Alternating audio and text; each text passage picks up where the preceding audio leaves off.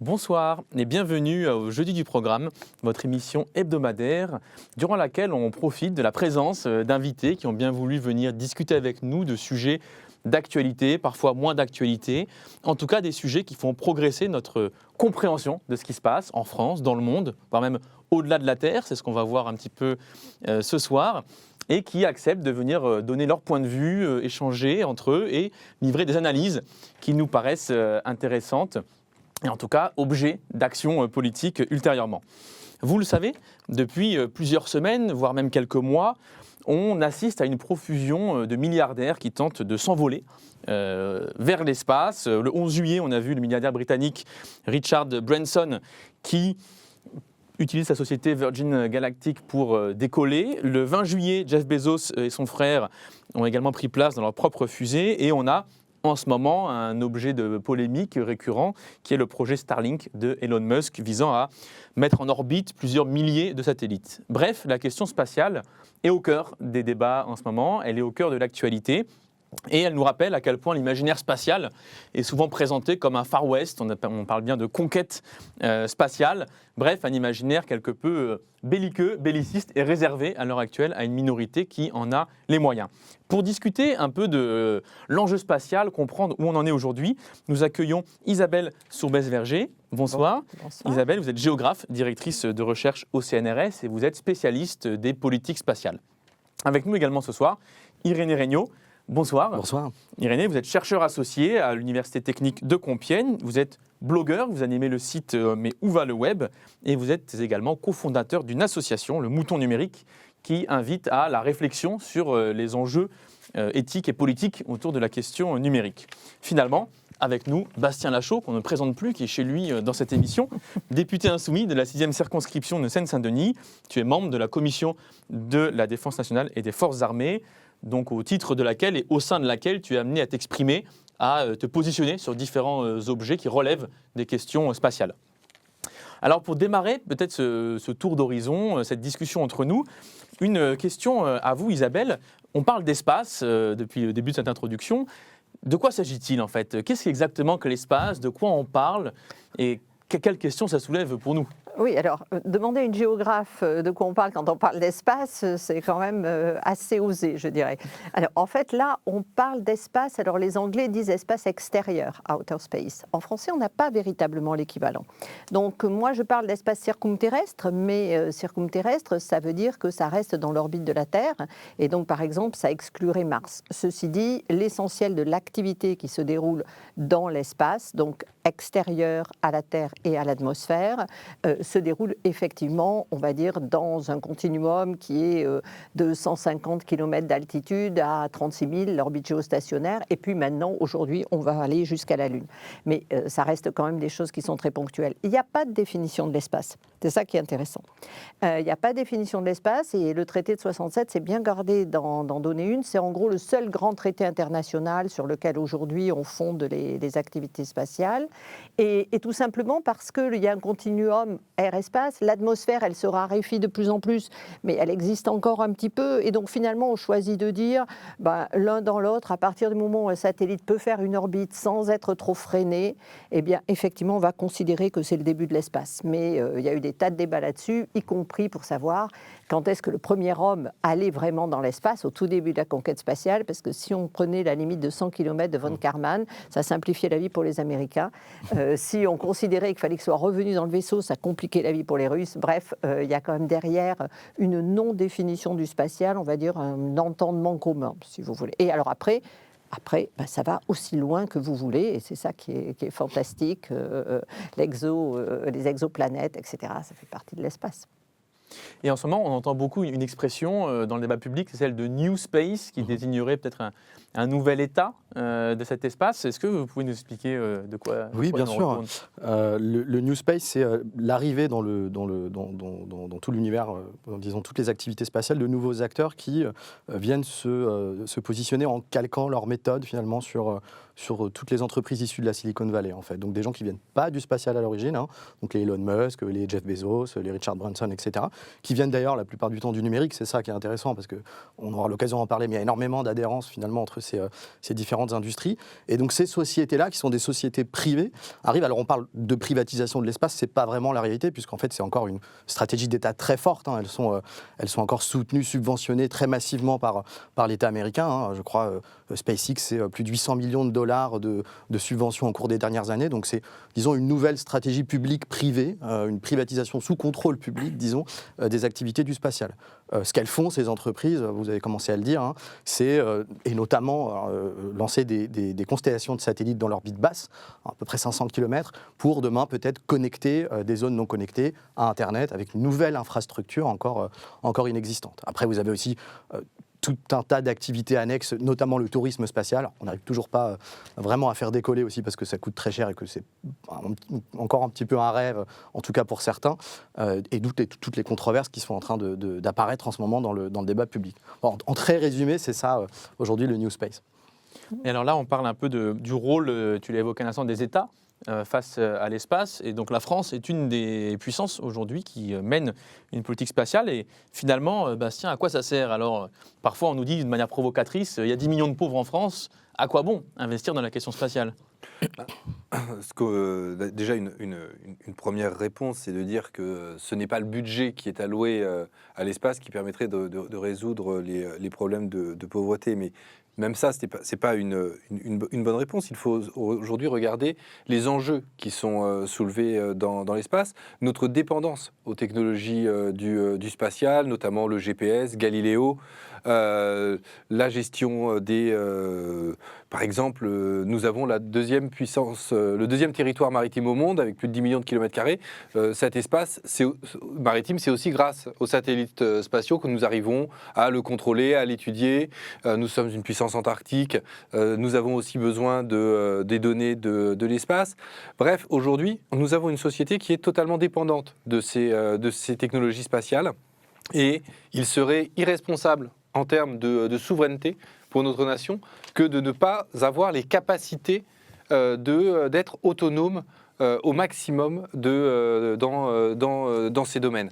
Et donc, forcément, cela a un coût, mais cela nous permet aussi d'avoir voix au chapitre au niveau international. Cela nous permet de nouer des partenariats avec quasiment tous les pays spatiaux au monde. Exemple typique, les Américains ont posé un rover sur Mars, les Chinois ont fait de même 2 mois plus tard. La France était partie prenante de ces 2 projets, et c'est la seule nation, en fait, donc, d'une certaine manière, à avoir contribué à se poser sur Mars en 2 mois d'intervalle. Et évidemment, il y a le rover européen qui devrait atterrir, on l'espère, en 2022. 2023, et la France sera également partie prenante. Donc cela nous donne une position très importante pour avoir voix au chapitre et pouvoir s'exprimer sur l'ensemble de ces domaines et également avoir le contrôle de notre souveraineté. Et si je peux ajouter quelque chose, quand on parle d'espace, en fait, on parle de beaucoup de choses très, très différentes. Vous avez parlé du tourisme spatial. Le tourisme spatial, c'est quand même l'épaisseur du trait. Des millionnaires qui veulent avoir des Sherpas pour grimper l'Annapurna ou pour faire des grandes explorations, ça n'a rien de nouveau, en fait, dans l'histoire de l'humanité. En même temps, vous avez des gens comme Thomas Pesquet. Des gens comme Thomas Pesquet, c'est des gens qui ont été entraînés, qui font partie d'une agence publique, etc., etc. Donc ça, c'est un volet bien à part. Vous avez le volet du New Space. Bon, d'ailleurs, c'est amusant, cette histoire de privatisation, parce qu'en réalité, avant ces gens du New Space, et je suis totalement d'accord avec votre définition, qui arrivent de l'Internet et qui ont d'autres problématiques, des grandes entreprises comme Lockheed, Boeing, etc., ce sont des entreprises privées. Ce sont des entreprises privées qui gagnent des milliards avec l'espace depuis des dizaines d'années aux États-Unis. La différence, c'est qu'elles n'ont pas de programme propre spatial. C'est-à-dire qu'en fait, on leur passe des commandes, elles réalisent des satellites, elles réalisent des lanceurs, elles les vendent, elles les opèrent, etc. Là où Elon Musk a pris un peu tout le monde de court, c'est qu'il a décidé qu'il faisait son lanceur. Alors, il a bénéficié, c'est tout à fait bien de le rappeler, des incitations de la NASA qui avait mis en place un grand programme et qui donnait de l'argent à chaque fois que quelqu'un était capable de passer les étapes du programme. Donc finalement, il a fait financer son programme, mais c'était son idée.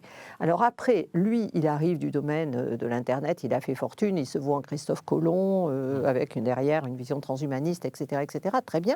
Mais les gens qui travaillent chez SpaceX sont des ingénieurs très classiques de l'aéronautique, qui très souvent, justement, sont partis de chez Boeing ou autre parce que ça les faisait un petit peu plus rêver, parce qu'il y avait des technologies technologies plus nouvelles, etc., etc.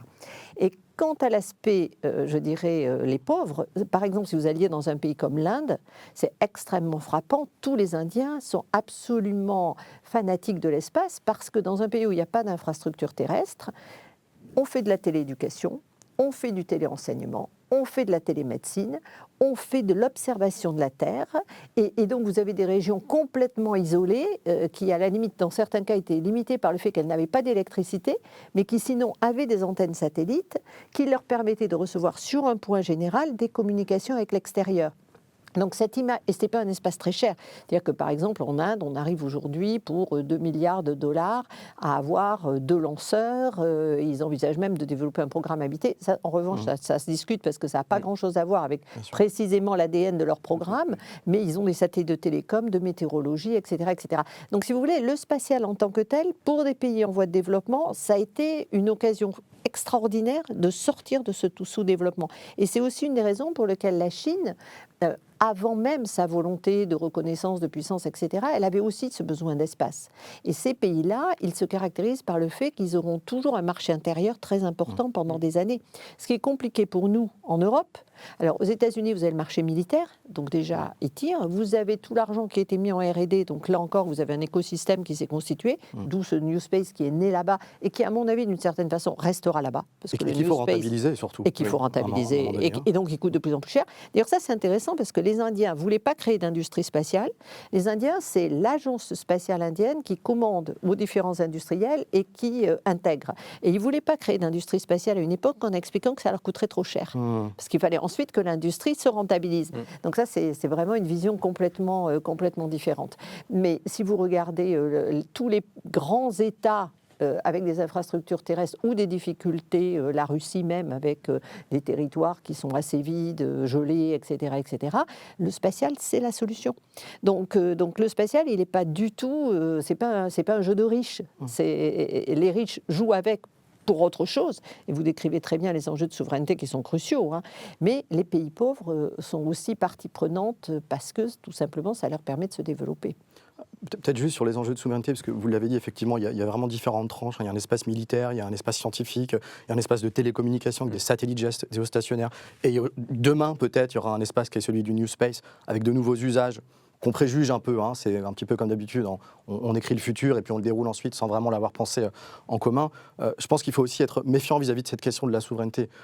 Aujourd'hui, vous avez par exemple Thierry Breton à la Commission européenne qui se prononce très souvent sur le spatial et qui emploie ce terme de souveraineté justement en réaction aux constellations de satellites qui sont envoyées par les États-Unis. La Chine a des projets, la Russie a des projets.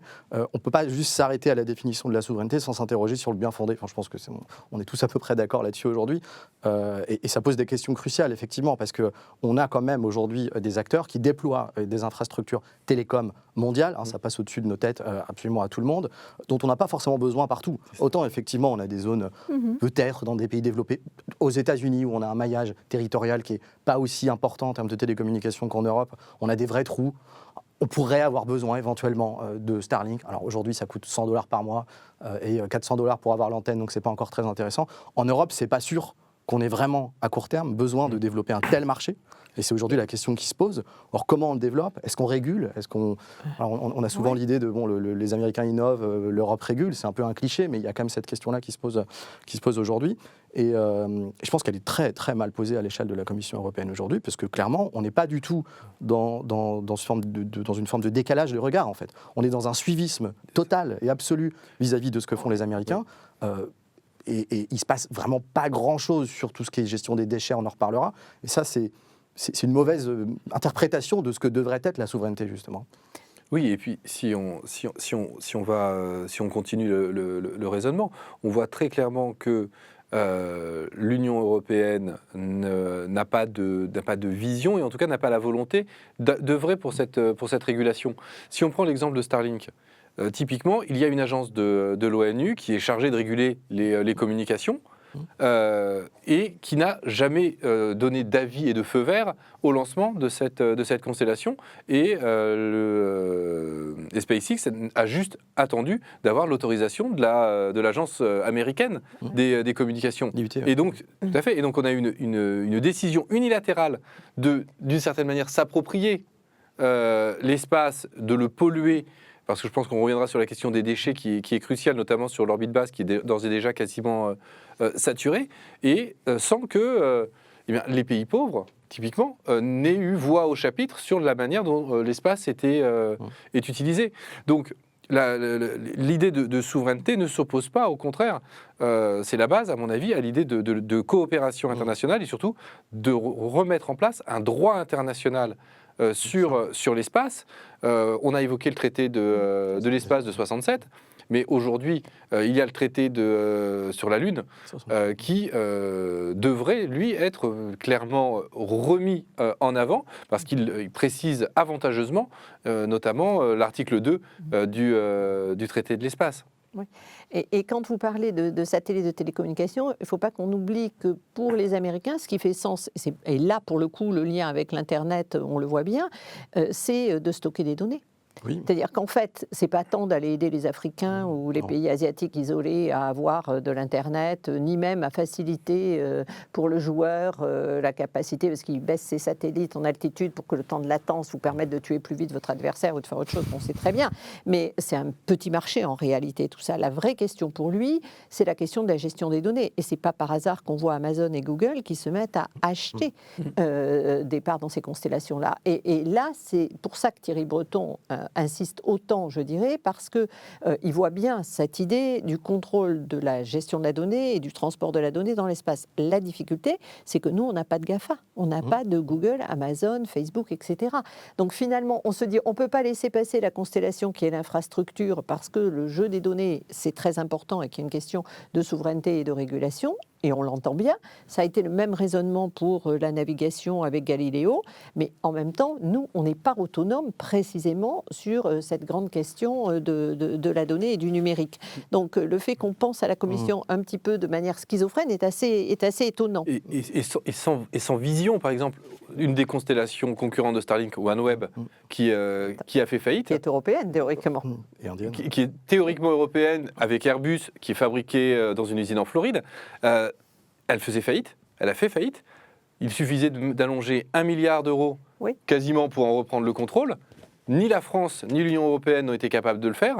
Aujourd'hui, les Anglais le font à un coût supérieur. Mais là, c'était une occasion de réaffirmer pour l'Europe ou pour la France une question de souveraineté, de prendre le contrôle d'une constellation à un coût dérisoire comparé au coût réel de développement d'une telle constellation. Et là, il y a eu une totale absence d'ambition, de volonté du gouvernement français, alors même que Airbus poussait le gouvernement à sortir l'argent. Alors après la dite constellation, comme vous le dites, elle fabriquait ses satellites en Floride et elle en faisait tirer pas mal par des lanceurs russes. Donc c'est vrai que l'intérêt européen là-dedans, il aurait eu une nécessité d'être pas mal redéfini. Et elle avait son inscription à l'île de Man ou quelque chose dans ce goût-là. Mais enfin, en tout cas, c'est vrai que c'est une question qui est une question compliquée parce qu'on touche plus au domaine des télécoms et de la donnée qu'en réalité au domaine du spatial. Et le spatial, là, dans ce cas-là, c'est un lieu où se passent des choses, mais c'est rien de plus. C'est pas, si vous voulez, il y a une expression qui est employée, qui n'est pas jolie, mais qui est assez claire, c'est l'espace pour la Terre ou l'espace pour l'espace. Et l'espace pour la Terre, c'est ça, c'est-à-dire qu'on projette dans l'espace et on cherche des applications qui nous servent sur Terre. Ça va de tout, du militaire, etc. Puis vous avez l'exploration, ça c'est un tout autre sujet. Vous avez la science, qui est un sujet qui peut être à l'interface, parce que vous pouvez faire de la science spatiale pour comprendre le changement climatique, mais vous pouvez faire de la science spatiale pour comprendre précisément le climat spatial, vraiment dans l'espace, ça existe. L'évolution du vent solaire, ça pose des tas de problèmes sur les satellites, mais aussi sur les hommes en orbite, etc. etc. Donc c'est compliqué, parce que selon les cas, on a des biais, et on ne parle pas en réalité des mêmes sujets quand on parle des constellations ou quand on parle de l'exploration martienne. Après, il y a aussi deux façons de voir les choses en ce qui concerne l'analogie avec le numérique. Dans le numérique, on a plusieurs décennies d'installation d'infrastructures qui vont des câbles sous-marins au réseau aujourd'hui 5G, etc. On a toute une idéologie qui a fait le travail depuis l'après-guerre, qui se poursuit aujourd'hui dans le spatial. Et donc c'est vrai qu'une fois que Google, Amazon et tous ces monopoles radicaux sont là et ont pris la place, forcément on est un petit peu gêné et on a ces réflexions-là, à cheval entre la régulation et la constitution de nos champions à nous, sous quelle forme, etc. Dans l'espace aujourd'hui, en ce qui concerne le New Space et les constellations, on est au début encore. Donc on ne peut pas non plus complètement réagir sous forme de, j'allais dire encore de souveraineté ou de concurrence. Peut-être dans 10 ans, quand tous les satellites seront déjà présents, on pourra dire on a raté le coche. Mais là, on peut encore faire quelque chose qui est de l'ordre de la régulation. Parce que si effectivement on pense concurrence et seulement concurrence aujourd'hui, on va juste se retrouver avec un espace qui sera complètement pollué, voire même inutilisable en fait. C'est ça le problème. Avec les problèmes derrière de science que ça pose, parce que autant l'espace est un lieu pour la science, autant le New Space est un lieu pour l'anti-science. C'est peut-être pas aussi grave quand même, parce que je dirais que c'est un principe de réalité. C'est-à-dire que si vous polluez votre propre orbite, vous ne pouvez plus travailler. Oui. Donc en réalité, je pense que ça c'est quelque chose qui a bien été pris en compte. Oui, mais si Elon Musk arrive à mettre sa constellation, à être le seul et à dégager tous les autres à la manière d'Amazon, il en aura un peu rien à faire. Oui, mais Elon Musk il a fait une réflexion assez intéressante récemment. On lui a demandé quel était son plus grand projet. Il a répondu ne pas faire faillite. Et ça c'est intéressant parce que c'est pas tant que ça une blague. C'est-à-dire que jusqu'à quel point ces constellations elles vont vraiment réussir à représenter quelque chose qui peut pas. Elles sont avec une concurrence féroce avec ce qui se fait sur Terre. Et quand même des satellites c'est cher, des satellites vous les réparez pas, des satellites il faut les remplacer.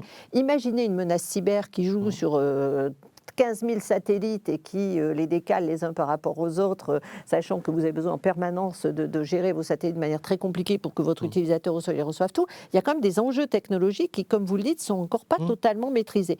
Donc je pense qu'il y a une certaine prudence quand même des acteurs, parce que dans l'espace, tout le monde est interdépendant. C'est-à-dire que quand vous gênez quelqu'un, vous gênez vous-même. Ça, c'est une très bonne chose, parce que sinon, on ne s'en sortirait pas. Et de fait, Starlink pose des tas de questions pour les astronomes, parce qu'effectivement, c'est des trains de satellites, on les voit bien dans le ciel. C'est pour ça que je disais le mot anti-science, effectivement. Mais vous avez raison. Les astronomes protestent beaucoup, mais du coup, vous voyez immédiatement, par exemple, Elon Musk, qui là-dessus va en avant en proposant de changer la peinture de ses satellites. Oui, mais ça fait quand même baisser la luminosité, alors que OneWeb, par exemple, qui est notre constellation européenne, elle n'était pas du tout partante pour faire même ces efforts-là. Ça baisse un peu la luminosité, c'est quand même un peu une esbrouffe. Non, enfin, de toute façon, la luminosité reste un problème et les ondes radio qui brillent et qui restent un problème, ça c'est certain. Mais je veux dire que ces constellations-là, on n'est pas si sûr que ça sera l'avenir. Il y a déjà eu Iridium et Global Star, ça n'a pas duré et bon, peut-être que ça va marcher.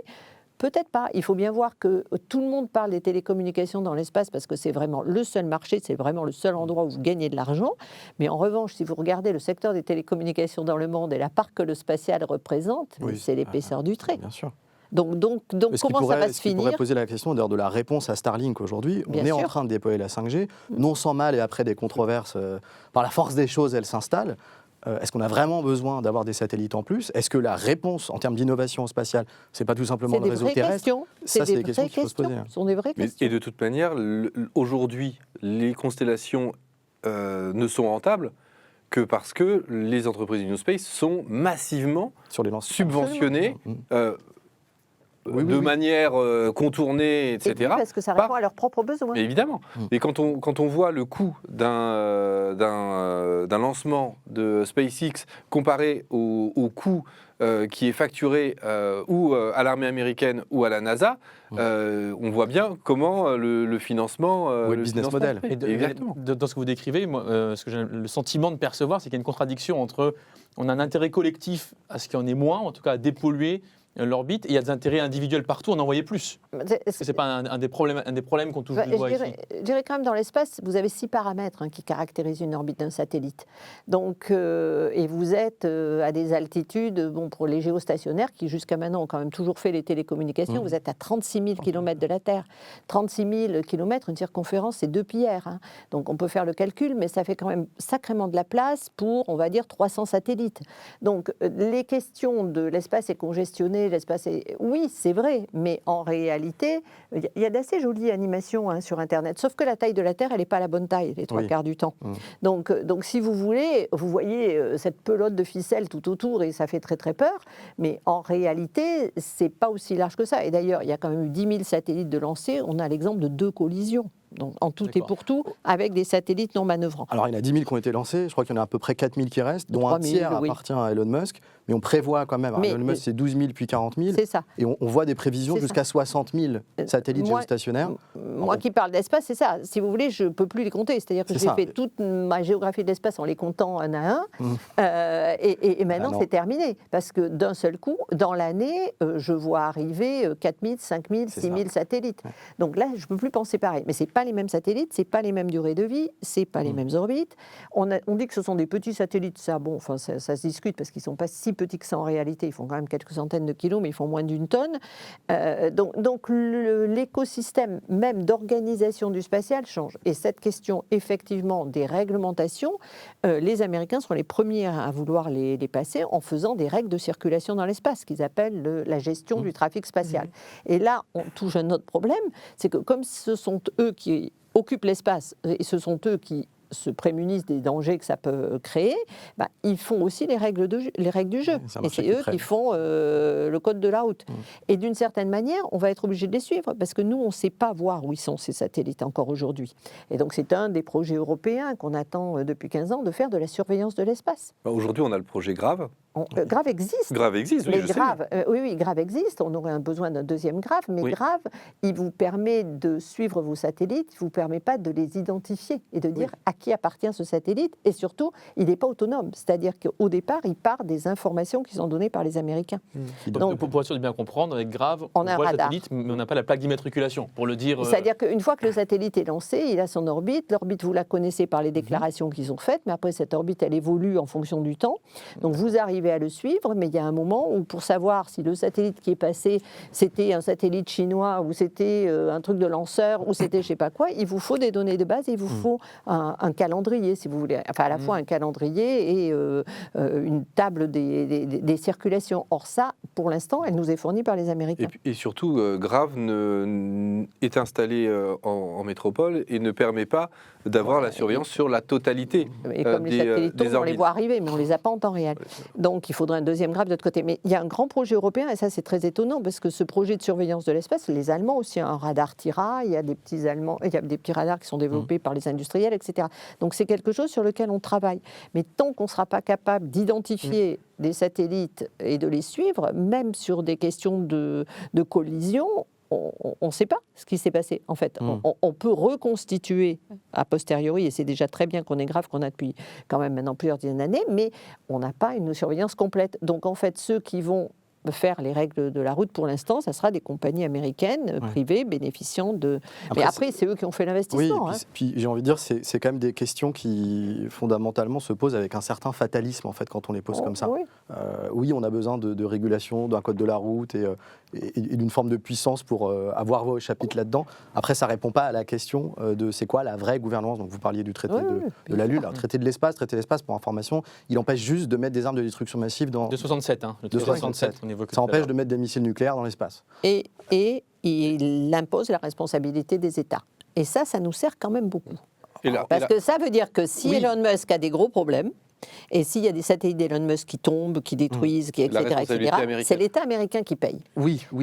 C'est pas négligeable. Non, mais c'est pas négligeable. C'est pas négligeable. Et il y a l'article 2 sur la non-appropriation. Et la le libre Space Act utilisation. de 2015 qui dit à peu près... Oui, mais le contraire. Attendez, juste. Alors, L'article 2, non-appropriation, est-ce que tu peux nous expliquer? En gros, c'est les objets célestes et leurs orbites ne peuvent pas être appropriés par... Et là, c'est là où il y a alors, certaines personnes vont dire qui que ce soit, sauf que dedans, il y a appropriation nationale, et donc les entreprises privées disent ça ne concerne que les États, et nous, entreprises privées, nous ne sommes pas concernés par ce traité de l'espace. D'où l'intérêt du traité de la Lune, qui est beaucoup plus protecteur et plus précis, qui date de 79, qui a été qui est effectif depuis 84, sauf qu'il n'a été ratifié que par 14 pays, je crois, dont la France, mais aucune des nations qui ont des programmes habités, États-Unis, La France Russie. l'a pas ratifié.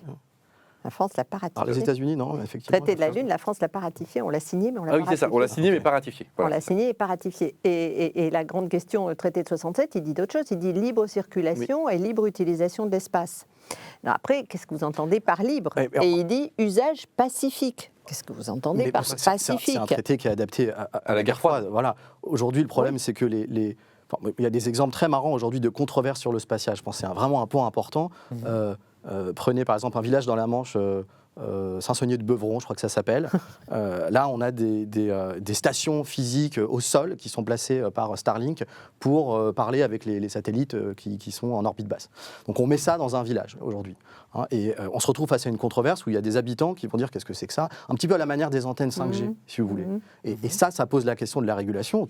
Tout ce dont on est en train de parler là, où on a peu de poids, finalement assez peu de poids dans les stratégies industrielles, où on est face à des organes de régulation qui sont l'Union internationale des télécoms, qui va dire allez-y, mettez vos satellites parce qu'il n'y a pas d'interférence. C'est tout ce qu'ils disent. L'Union internationale des télécoms qui est composée d'acteurs privés c'est une agence de l'ONU. Télécommunications. Ah non, c'est une agence de C'est l'ONU. une agence de Une agence de l'ONU qui existe depuis le 19e. En fait. Mais si vous voulez, ce sont des organes très technocratiques, en fait, qui vont être déclinés au niveau national avec l'ARCEP. Et vous prenez, j'aime bien parler de ces habitants parce qu'eux, ils vont aller derrière faire des recours, essayer de comprendre ce qui se passe. Ils vont se retrouver face à une fin de non-recevoir de SpaceX, de Starlink, qui a d'ailleurs un siège à Paris, dans une rue parallèle aux Champs-Élysées, où il n'y a personne d'ailleurs, on ne peut même pas parler avec eux. Donc aujourd'hui, concrètement, moi, je prends un peu le point de vue du citoyen, parce qu'il y a vraiment une analogie à faire avec la 5G. On a littéralement une innovation qui nous tombe sur la tête, en fait, dont on ne sait pas à quoi ça sert, ni pourquoi on la met là, et en fait, on ne peut strictement rien faire. Donc on peut s'interroger sur les débris, il faudra, mais il faut avant tout s'interroger sur le fin fond de l'histoire et bien voir que les constellations de Starlink, les données, le fait que les données soient considérées comme un fonds disponible, qu'on puisse utiliser dans toutes les fins qu'on veut, en fait, sans avoir à se justifier, la façon dont l'industrie évolue. Aujourd'hui, 10% de l'industrie dépend du spatial, pour tout un tas de raisons. Le fait qu'on raccroche encore plus ces systèmes entre eux, fondamentalement, ça, c'est une question qui n'est pas du tout posée et qui n'était pas non plus posée avec la 5G. Moi, j'ai très peu d'espoir aujourd'hui parce qu'on n'a aucune réflexion sur le modèle industriel, sur la numérisation totale de ces entreprises. Le numérique, aujourd'hui, c'est 4% des émissions de gaz à effet de serre dans le monde. L'infrastructure spatiale, elle s'ajoute au numérique. Elle va rajouter, parce que dès qu'on met quelque chose en l'air, on met quelque chose au sol. Quand on met quelque chose au sol, on met des appareils, on connecte. Vous avez besoin d'une antenne, vous avez besoin parfois de fibres pour relier votre antenne 5G. Vous renouvelez des appareils. Vous êtes dans une quête de puissance, dans une quête de croissance qui finalement, aujourd'hui, correspond parfaitement au paradigme numérique. Les constellations de satellites, aujourd'hui, elles suivent un modèle industriel qui est déjà délétère, en fait, si vous voulez. Mais pour gérer ça, ce n'est pas une histoire de droit de l'espace. C'est-à-dire qu'en fait, vous êtes sur du droit des télécoms. Le grand malentendu, c'est de dire c'est du droit spatial, mais pas du tout. C'est peut-être pas du droit spatial. Il n'y a pas besoin de droit spatial. Et ça, c'est une façon de se voiler la face, d'aller remettre ça sur le droit spatial. Oui, mais c'est la question sur le droit des télécoms. Et du coup, vous voyez, l'IUT, l'Union internationale des télécommunications, au départ, c'est un organisme qui n'a que des États. Et puis, au fil du temps, avec la libéralisation des télécommunications, etc., maintenant, elle a un organisme des parties dans lequel il y a aussi des opérateurs qui sont sélectionnés par les États et qui viennent aussi discuter dans cette enceinte. Donc là, déjà, vous vous rendez compte qu'on passe quand même sur une dualité privé-public qui commence à se mettre en place. Mais en réalité, dans le spatial, je pense que de dire c'est un problème de droit spatial, il faut retoucher au traité de 67, c'est vraiment extrêmement hypocrite. Parce qu'en réalité, le traité de 67, il n'a rien à dire là-dessus. Et la vraie question, c'est à ce moment-là, comment on protège, comment on choisit qui attribue, jusqu'où l'État a le droit de poser l'infrastructure, etc., etc. Et ça serait valable pour la 5G, pour n'importe quel opérateur, comme pour Starlink. Et il y a un précédent intéressant, pour l'anecdote, en Russie. Aujourd'hui, si vous souscrivez à Starlink, vous avez l'équivalent de $350 d'amende. Alors, ce n'est pas pour des raisons écologiques ou des réflexions philosophiques, c'est aussi parce qu'il y a un Internet russe qui fonctionne en vase clos depuis quelques années, de même qu'il y a un Internet chinois qui fonctionne aussi en vase clos, et on n'a pas forcément envie en Russie d'avoir cette ouverture vers l'espace. Donc on peut aussi fixer ce genre de moratoire, dire stop, pour une raison ou pour une autre, et s'arrêter. C'est possible. Si on le voulait, on le pourrait. Alors c'est difficile Ces différentes tensions sur la question juridique, technique, diplomatique, elles soulèvent aussi l'enjeu de la démocratie, en fait, vis-à-vis des politiques spatiales. Toi, j'imagine, à l'Assemblée nationale, tu es également confronté à des prises de décision, à des manières de poser les problèmes, de poser les questions. Ou de ne pas les poser, parce que typiquement, l'espace est, au même titre que la défense, un des domaines où le Parlement ne se prononce pas ou très peu. On a aujourd'hui une agence spatiale française, le CNES, qui est sous la tutelle de 3 ministères maintenant. Donc historiquement, c'était la défense et l'enseignement supérieur et la recherche. Et maintenant, on vient depuis 2020 de lui adjoindre, et ce n'est pas anodin, Bercy, le ministère des Finances. Donc, avec toute la logique, double logique, le contrôle des dépenses, mais aussi l'ouverture vers un new space français ou européen où l'espace devient un endroit où il faut faire de l'argent. Et cette triple tutelle rend les choses très complexes à comprendre parce que le budget du CNES est découpé en tranches en fait dans le budget de la nation et à aucun moment il n'y a de débat sur ce que l'on veut faire du spatial en France. C'est un des domaines donc, qui coûte plusieurs milliards, mais où le citoyen n'a pas son mot à dire. Voilà. C'est-à-dire qu'il y a un aéropage de... Bon, comme souvent en matière technique, de toute quand façon. on vous pose des questions, c'est assez drôle, parce qu'en ce moment, vous avez la Commission des affaires étrangères qui a une mission sur l'espace, vous avez la Commission des forces armées du Sénat, où j'ai été auditionnée il y a une dizaine de jours, qui se pose des questions sur l'espace, mais les questions qu'ils se posent, c'est finalement, pour les affaires étrangères, c'est à quelle diplomatie on va devoir faire face, donc diplomatie chinoise, diplomatie américaine, diplomatie russe, et nous, comment on se situe là-dedans, ce qui est logique. Et à la Commission des forces armées, c'est plutôt quelle est la réalité des menaces et quels sont les types de menaces, tout type de menaces, donc économiques, etc., etc. Donc on voit bien quand même qu'il y a une prise de conscience en France, parce qu'on a malgré tout une certaine culture spatiale, il y a un intérêt. Mais si vous regardez l'Office parlementaire des choix scientifiques et technologiques, par exemple, il a traité les sujets spatiaux il y a très très très longtemps, il les traite plus. Ce qui est dommage d'ailleurs. Il les traite plus. Avoir des avis et si vous prenez des gens comme moi, CNRS, etc., on a pu être sollicité dans le temps par l'OPEST, mais on n'est jamais invité au bord de quoi que ce soit, si vous voulez. Donc en fait, c'est assez étonnant parce que sur je dirais les aspects concrets, vous avez effectivement des commissions parlementaires qui se posent des questions, ce qui est bien. Moi, je trouve ça vraiment très bien. En plus, elle pose de bonnes questions. Les réponses, ça, c'est plus compliqué parce que derrière, une fois que vous avez donné les éléments de réponse, il faut qu'il y ait une volonté politique qui s'enclenche avec des choix clairs. Et là, on n'en est pas encore tout à fait là.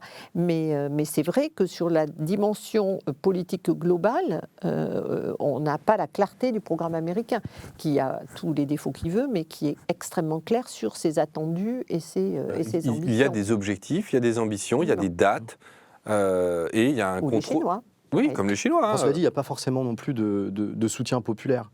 Je pense qu'il y a c'est délicat aux États-Unis parce que, et d'ailleurs c'est très lisible aujourd'hui avec toute la liesse autour de l'ISS, de Thomas Pesquet qui prend des photos de la Terre et qui les met sur Twitter. On est encore dans un imaginaire finalement de l'espace qui est quelque chose de fondamentalement positif, la nouvelle frontière, etc., etc. Quand vous regardez aux États-Unis aujourd'hui les priorités dans les sondages, par exemple, c'est pas du tout le fait d'aller sur la Lune. Non, bien sûr. Ils n'en ont rien à faire. Les Américains, ils veulent du contrôle du climat météorologique, ce qui est tout à fait essentiel de toute façon, et éventuellement se protéger contre les astéroïdes. Alors, c'est peut-être un petit peu plus anecdotique, mais à la limite, on voit l'influence de l'humain. Voilà, mais de façon très pragmatique, c'est peut-être plus utile que d'aller sur la Lune. Je ne verse pas dans la vie, mais et de la même manière, le programme Apollo a jamais vraiment bénéficié d'un soutien populaire. Sauf quand ils sont les premiers. Sauf quand ils ont posé le pied sur la Lune. Oui. Et là, même chose avec Mars. C'est-à-dire qu'en fait, il n'y a pas de soutien a priori. Mais je suis totalement d'accord avec vous. Kennedy, au départ, quand il a dit qu'est-ce qu'on peut faire comme programme qui montrerait qu'on est supérieur à l'Union soviétique, il a listé les programmes. Bon, il sortait la Lune. Et effectivement, il a fait la Lune. Mais c'est tout, il s'est arrêté juste après. Mais en revanche, c'est sûr qu'aujourd'hui, tout le discours américain sur il faut être les premiers à être sur Mars et à faire des choses sur Mars et avoir le premier Américain sur Mars, ou il faut revenir sur la Lune. C'est amusant parce que quand même revenir sur la Lune, ça fait 50 ans qu'ils y sont allés, plus de 50 ans. Mais ils en sont incapables avant que aujourd'hui. les Chinois. Mais il faut revenir sur la Lune avant que les Chinois n'y soient, alors qu'au début, les Chinois n'étaient pas tellement emballés forcément. Ils n'y vont que parce que les Chinois y vont. Et l'inverse. C'est le concours de et l'inverse probablement aussi. Et l'inverse joue aussi. Donc en réalité, mais là, en revanche, ils arrivent à faire vibrer des fibres de fierté nationale. C'est ça qui. Parce que c'est construit, parce qu'il y a une propagande aussi. Mais totalement. Oui, non, mais on est c'est de la même manière pour Thomas Pesquet. Oui, parce que ça marche. Aujourd'hui, on est en capacité d'envoyer des sondes sur des astéroïdes qui techniquement est quand même beaucoup plus compliqué que de mettre Thomas Pesquet dans un vaisseau américain ou russe pour aller sur l'ISS. On est en capacité de faire ça. Cela ne suscite absolument pas le même engouement. Et donc tout ça pose la question de la place de l'humain dans l'espace en fait. Oui, bien Parce sûr. que Parce qu'on veut y être, en fait. Mais quelque évidemment. part. Il y a quelque Parce chose qui est de cet ordre. Voilà, exactement. Et qu'il y a un rêve, Enfin, et qu'il y a une... Oui. On veut, oui. Qui Je pense veut que c'est comme l'Occident Voilà. d'abord qui veut y être. Oui. D'ailleurs, quand on regarde anthropologiquement les cosmologies, par exemple dans les tribus amérindiennes, il y a des études qui ont été faites par des anthropologues sur le rapport à l'espace. Il n'y a absolument pas quelque chose de fondamentalement ancré dans l'humain qui voudrait qu'il pose un pied sur la Lune. Ça, c'est une invention, c'est une création, c'est une vision occidentalocentrée. Je pense qu'il faut aussi s'en extraire, en sortir pour voir que non, de tout temps, les hommes n'ont pas regardé vers les étoiles en voulant y habiter. C'est pas vrai. Jules Verne a beaucoup aidé là-dessus. Sans doute. Mais, Et c'est très bien, parce oui. que c'est fantastique. mais aujourd'hui, on sait que l'espace, l'exploration, l'observation terrestre, etc., se fait beaucoup plus facilement sans hommes. Oui. Parce que les vaisseaux sont moins lourds, sont moins complexes, il y a moins de questions de sécurité, etc. Ça coûte beaucoup moins cher, on peut aller plus loin. Bien sûr. Mais pour autant, Même le lanceur coûte moins cher. Évidemment que le lanceur, oui, bien sûr, évidemment. Mais la vraie question, c'est est-ce que l'on peut se passer? Est-ce qu'on peut faire le deuil de cette conquête humaine? C'est ça la question. Elle est difficile. Hein. Elle est très complexe. Et peut-être aussi posée par le fait qu'il y a, en dehors de la France, la Russie, la Chine, les États-Unis, il y a d'autres puissances de rang intermédiaire ou moyen qui Il y a 11 aspirent. puissances spatiales, c'est tout. Hein.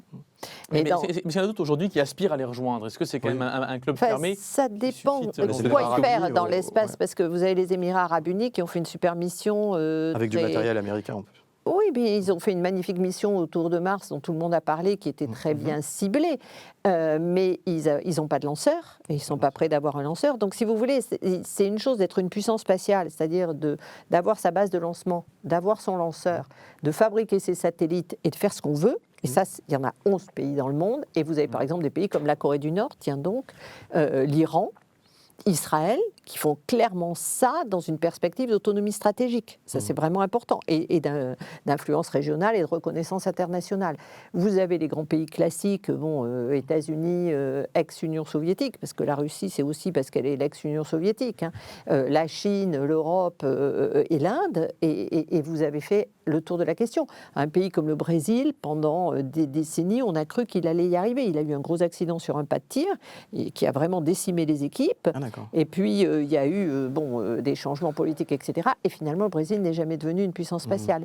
L'Australie n'est jamais devenue une puissance spatiale. Donc, si vous voulez, c'est compliqué. Il y a de plus en plus de pays qui ont envie de faire des choses dans l'espace. Ça, c'est absolument évident. On a vu une floraison de la création des agences spatiales. Il y en a énormément qui sont apparus. Mais et en plus, il y a une miniaturisation des satellites qui font que vous pouvez avoir votre petit satellite avec lequel vous vous entraînez à faire des choses. Ça n'en fait pas des puissances spatiales. Mais ça encore, ça change la relation à l'espace, parce que quand vous parlez Nations Unies ou autre, ça fait des pays qui d'un seul coup se sentent quand même plus impliqués et se disent que tout compte fait, ce qui se passe dans l'espace, ça les concerne, ça pourrait les concerner. En fait, dès qu'ils ont un satellite. Dès qu'ils ont un satellite, dès qu'ils l'utilisent, et puis dès que là encore, ils remplissent leurs journaux en termes de fierté nationale du fait qu'ils ont leur satellite. Oui. Et ça, c'est important. Et ça peut passer en dehors de l'homme dans l'espace. L'homme dans l'espace, c'est quand même vraiment, à mon avis, un tout autre sujet. Hein. Et en même temps, je ne sais pas, parce que si vous prenez une entreprise comme SpaceX aujourd'hui, dans ses statuts, il y a quand même le fait que le but de l'entreprise est d'aller sur Mars. Et Starlink, c'est aussi la vache à lait pour... Oui, ou ce qui va le couler. Non, ou ce qui va le couler, peu importe, mais son projet, il a quand même un projet réel, je pense qu'il n'est pas dans le mensonge, il veut vraiment y aller. Ah, il veut y aller. Il va probablement pas y aller, mais il veut vraiment y aller. C'est ça. Et en fait, vous regardez d'ailleurs dans les spots de l'ESA ou de la NASA et puis de toutes les agences privées, vous avez toujours un mélange entre des images virtuelles et des images Bien réelles. sûr. Donc on va vous mettre des vrais satellites en l'air, satellites de communication tout à fait banals, ceux qui polluent par exemple en orbite basse, et on va mélanger ça avec l'imaginaire de la conquête, de Mars, etc. Vous entrez au siège de la Société Générale à la Défense, vous avez une jeune femme noire, cosmonaute, qui marche sur Mars. En fait, on est dans un délire en fait, où on va tirer un imaginaire industriel avec un imaginaire de conquête, mais ils n'ont rien à voir en fait. On pourrait très bien faire des choses tout à fait intéressantes scientifiquement sans aller sur Mars. Bien sûr. On n'a fondamentalement pas besoin d'aller sur Mars. Il faudrait peut-être même mieux pas y aller avec des humains si on voulait faire de la science là-bas. Et tout ça, ça fait une sorte de boulga qui fait que les gens ont du mal à se positionner sur l'imaginaire de l'espace. Parce qu'en fait, de quoi on parle en fait? Si vous voulez, autant aller sur Mars, ça peut faire rêver. Autant se faire surveiller par des satellites, ça fait pas rêver. Et polluer l'espace, ça fait pas rêver non plus. Mais cette question de conquête, le terme que tu emploies à l'instant, il appelle aussi à se poser la question de la place du militaire dans cet environnement C'est spatial. pas- Parce que là, ça- pour le coup, la conquête, elle est plus faite, je dirais, sur un plan économique que sur un plan militaire. Le militaire, lui, il se dote de moyens qui lui permettent d'être plus performant dans ces trucs classiques. Ils appellent ça des multiplicateurs de force. Donc c'est vraiment Oui. ça. Hein. C'est avoir encore plus de capacités et pouvoir faire une guerre dans laquelle l'information devient un élément essentiel. C'est-à-dire, vous êtes sur votre champ de bataille, vous recevez votre image en temps réel de ce qu'il y a devant vous, vous êtes capable d'intégrer vos données, vous avez les commandements avec tous les trucs, etc., etc. Et donc, c'est des dizaines, voire des centaines de satellites, parce qu'il y a du GPS derrière, qui intervient dans un conflit américain. Et ça, c'est depuis la guerre du Golfe, où pour la première fois, on a vu les missiles guidés comme ça arriver, taper, etc., etc. Bon, maintenant, vous avez des drones que vous pilotez par satellite. Enfin, vous avez de la gestion de l'information. Mais la question de la concurrence dans l'espace, la question des armes dans l'espace, c'est un sujet en soi qui peut être abordé. Mais la question de la concurrence dans l'espace et de la compétition dans l'espace, c'est plus sur le plan effectivement des enjeux économiques qui vont être joués. Et pour finir quand même sur l'homme, c'est très intéressant parce que l'homme au sens large, hein, l'humain, parce que c'est très intéressant parce que ça a toujours été présenté à la fois comme le maillon faible et le maillon fort. C'est-à-dire que faire vivre un homme sur Mars, c'est quand même très compliqué. Il n'est pas fait pour aller vivre sur Mars. Donc, et au tout début de l'ère spatiale, il y avait un gros débat en Union soviétique dans les gens du spatial, les ingénieurs du spatial, qui disaient, qui mettaient Gagarine dans sa capsule et qui lui disaient, mais l'idée c'est qu'il touche surtout à rien. Parce que en fait, le matériel, on sait sa réaction, on le connaît, on le contrôle. L'humain, on ne sait pas ce qui peut se passer. Et en réalité, c'est au fil du temps qu'on s'est aperçu que parfois l'humain, il avait des initiatives qui étaient intéressantes. Sauf que c'était des initiatives intéressantes parce qu'il était dedans. Mais s'il n'avait pas été dedans, on s'en fichait. C'est-à-dire, on a l'exemple de Léonov qui a dégonflé son scaphandre pour pouvoir re-rentrer parce que tout compte fait, la pression avait été mal calculée. Sauf que s'il n'y avait pas eu de Léonov en scaphandre, on n'avait pas besoin de dégonfler de scaphandre. Donc, si vous voulez, c'est très, très compliqué. Et cette image de l'homme, c'est à la fois celui qui va avoir une initiative, même si quand même, globalement, quand vous vivez dans l'espace, vous apprenez pendant tout votre entraînement à répéter en mode mécanique des actions qu'on vous a entraîné à faire parce que le milieu il est franchement hostile. Et puis en même temps, donc, vous êtes le point fort, l'intelligence humaine en action. Vous pouvez prendre des photos et les envoyer sur Twitter. Ça, oui, mais les satellites font ça très bien aussi. Les satellites font très bien aussi. Et avec une meilleure définition. Oui, enfin bon, on a dit plusieurs appareils photo, parce que comme la station est basse, c'est quand même pas mal.